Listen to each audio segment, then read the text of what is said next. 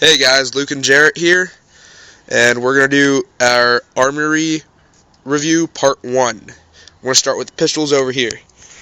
Right here, we got a double eagle Mauser C96 broom handle. I don't know if that's what they call it in Airsoft, but that's what it is in real life. It's a junky little Springer that I spray painted gold and gave a checkered brown grip to make it look, kind of steampunked. It's a pretty neat little gun. It's just like a dumb fun gun. It was like $12. It kind of crap. Then here we got a Tokyo Maru Springer Glock 17. It's pretty awesome for a Springer. Great build. I threw it against a wall once because I was really pissed, and with a little bit of nicking, barely any at all, it's still in one piece. Then here we got Jarrett's USP. Okay, this is an HK USP that I got for $50. It's kind of a neat little piece that you can have. It's not really the best quality, but it's fully licensed. Yeah, it's fully licensed by HK. It's CO2 non-blowback too.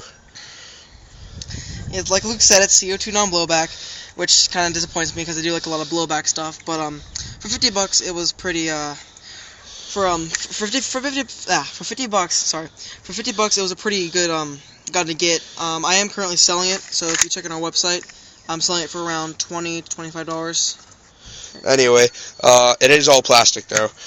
Now here we got a wind gun Python. This thing is all metal, uses CO2. The CO2 is stored right here in the grip, right there. And then it's pretty cool because when you open it up, the side, it actually has bullets, or not bullets, but it has shells that look like bullets, and you load BBs into those. And it's pretty awesome looking, pretty realistic. Not too tactical though. Then here we got my SOCOM Gear 1911. It's alright gun. I like it, but I'd like to replace it.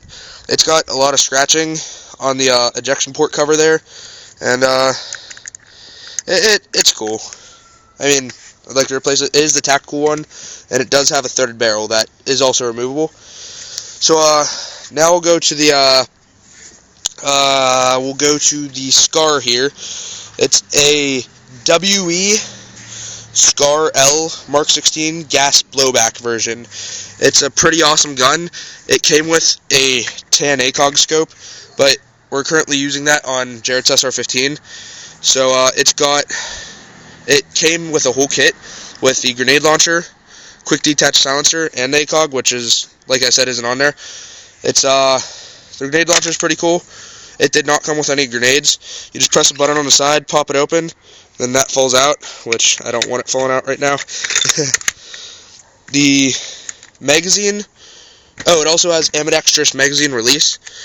The magazine is green gas. You fill it up through there. They also sell CO2 ones, and it's a pretty fun gun. It works just like the real SCAR. You charge it, and then if there's no ammo in it, obviously, you press on the bolt release, and it fires. It has a hammer and fires just like the real one. Then all you do to remove the grenade launcher is release those two latches, and it slides right off. And this you just unscrew. It's also got tactical flip-up sights, which the rear one is removable, but the front one stays on the gun, but I don't see why you'd want to remove it. I mean, it doesn't make any sense to me. And now we're on to my VFC SCAR, not SCAR, what'd I say, SCAR, 416. I did a review on this. Check our other videos to check out the review. It's made by VFC. It's an awesome gun. I would advise checking out the review. We should have a review up for some of the other guns soon too. So now we'll go over to the SMGs over here. We got two Umarex licensed HK MP7s. They're all plastic, and they are electric. They're not the KWA ones, so they are electric. They're non-blowback, and but they have all the same features as the blowback one. They have opening and closing stock. All you do to close it is press up on that little button there, and it slides right in. And it's got pistol sights right there. And they do flip up, so it's pretty cool. I removed the orange from mine. Oh, it also has a folding foregrip. I don't know what company actually made it, but I might do a review on these later. So now we are on to the Cybergun Thompson. It's pretty cool, pretty decent quality, and it's got plastic furniture though, so the wood is all plastic, it's not real wood, but we replaced the Cybergun ones with Tokyo Maru ones, because they're probably higher quality, because, you know, it's Tokyo Maru. Then, we have a classic Army, I think, yeah, no, Tokyo Maru, MP5 SD. It's a pretty awesome gun. It is a Sportline one though, so none of it is, or well, not none of it, but the body is metal. So the internals are all metal. It has a metal gearbox, but the body is all plastic. Still pretty sturdy though. It's got a folding stock, which is pretty cool. I think it looks awesome. And then it has the awesome integral silencer. Obviously doesn't work because it's not a real gun. But then here we have my AGM MP40 full metal gearbox, and no people, that is not wood, because on the real MP40 there is no wood. It's Bakelite plastic. So anybody who says that the brown part should be wood, no offense, but you're wrong. The bolt does open and to reveal the hop up, same as on all our other AEGs. It's got a threaded barrel up here. It's pretty cool. The magazine is kind of low cap. I think it's like 50 rounds. Then it has an underfolding stock, like you see on many AK-47s. And all you do to fold it is press that forward, press this button, and it swings right down. And here we got Jarrett's SR-15. You want to get that? Yep, got it. Okay, so this SR-15 I got about a month ago, and I got it off of ebike.com. It's made by Matrix with licensing from Stoner Rifle, as you can tell. It did not come with everything you see on here. As Luke told you, the ACOG sight is from the Scar. The silencer is actually his that I bought off of him. This is just a little crappy flashlight I put on a mount. I'm eventually going to get a better one. Bipod hand grip, foregrip, which I also got from Luke, and a tan painted stock, which I also got from Luke, but my other one was black, so he just gave me his tan one. The reason it has Velcro along here is because I put my name tape on there, and he might eventually put his on too. At this moment it looks kind of dumb, but hopefully he does that to make it look not as dumb. But yeah, so basically it's a pretty neat gun. I'm hoping to do a review on our channel. It does have flip-up sights too. Yeah.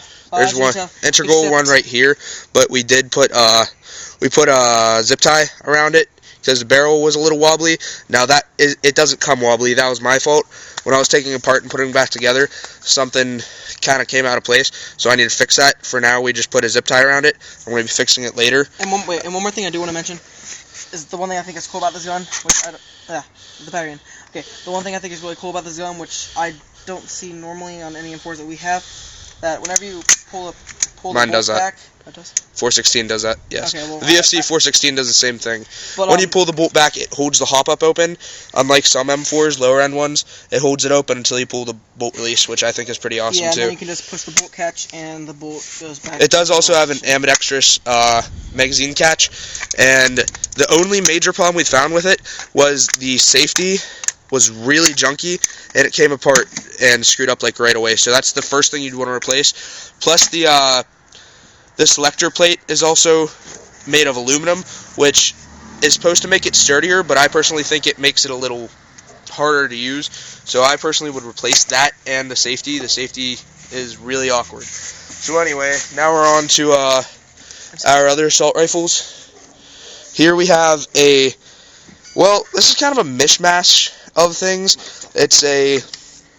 I can't really say, it's basically a kit gun. It started as a Cybergun M4 A1 that we got from Dunham's, but it's gotten so much more from there. It's we bought a new receiver and new stock and new front barrel because the barrel broke on the other one. This one is, I think, a G&G, much better quality. So we got a Marines receiver on there, and it has a Marine logo, and it says a bunch of Marine stuff, 5.56 NATO. It has an HK style pistol grip. It's got HK 416 rear sight, and still standard M4 front sight. Rail system along the front, it's the carbine length. And then it has these rail guards on it. It has a sight mark quick red dot sight and a 6-position collapsible crane stock. It's a pretty good gun so far. The only internal upgrades are the 350 FPS spring for use in Steel City. We are going to upgrade it more though because it's a Crossman gearbox and it's kind of junky. We got a PMAG high cap in there right now, and that works pretty well for it. Then here we got a kit build of Jarrett's. Woo! So it's a good gun. It's a JG, but we've done so much from there, specifically me. So the stock is normal. We were going to replace it, but never got around to it. But we lost the butt plate. The grip is the same as usual, but on the front, now I'm still working on this, but after seeing Sun's Guns and Red Jacket Firearms AK-47 where they had an MP5 foregrip or handguard on the front, I went and made my own for it. This is Jarrett's AEG, his first one, and it actually feels pretty good. It works pretty well. All I need to do is saw this off and then put the gas tube back on, and it would look pretty awesome, truthfully. It's not a bad gun, really. I would suggest getting it for a starter gun. Now, here we have the A&K Magpul ACR, or Masada, and it's not a bad gun. Haven't shot it too much. It's probably the gun we shot second least out of this, and it has virtually no upgrades with the exception of this ACOG sight, this MVG, Magpul MVG on the front, and a QD sling point right there, and a sling point up front. It comes with flip-up sights here, and it's not a horrible gun. We got a 416 style flashlighter for it. We thought it looked better, and it's not bad. Now on to the biggest gun in our whole collection so far. It is a top M249 SAW AEG. It is a big sucker. It's got, working feed tray. It's got fake bullets in it, and although right now this is junked, it's not working, we are eventually going to get a new one, and it's going to work a lot better. And this gun is all metal except for the feed tray up here, and we're hoping to eventually save up enough money to get a crane stock for the back here, get a rail system for up top here. I think we're just going to drill and screw a rail onto here, or pay $65 for the feed tray with a rail, and then remove this up here and take this off and put a rail system on the bottom and shorten the barrel. And that's all for now. This is our Armory Part 1, and we're hoping to do another one soon once we get a few more AEGs and maybe go in depth with a few more reviews of other ones. And before we sign off, I just want to say a few things. In the future, a few videos you want to look out for. I will be doing a review on my SR-15. I did one before on our old channel, but we did give ourselves a new channel. And also, we are hoping to do a Parabellum Airsoft USA promotional video, basically just showing what we're about. That'll be coming pretty soon. Yeah. Don't forget to check out our website at www.parabellumairsoftUSA.webs.com. Thanks, and see you next time.